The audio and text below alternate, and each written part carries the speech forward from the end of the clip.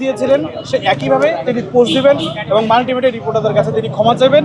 আমরা যতক্ষণ পর্যন্ত তিনি মাল্টিমিডিয়া রিপোর্টারদের কাছে দুঃখ প্রকাশ করবেন না, ক্ষমা চাইবেন না, ততক্ষণ পর্যন্ত ওনার কোনো নিউজ কাভারেজ আমরা করবো না। দর্শকদের আরেকটা প্রশ্ন হচ্ছে, সেটা হচ্ছে এসএলএম গ্রুপের গাড়ি চালানোর করছি না।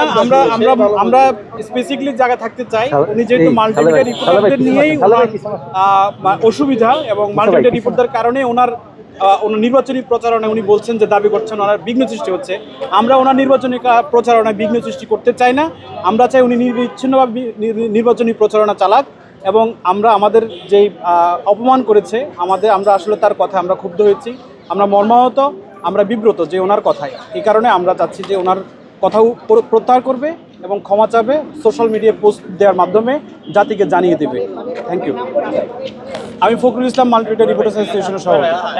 আপনি কোন হাউজের কাছে আছি, লিগ মোটিভেশন।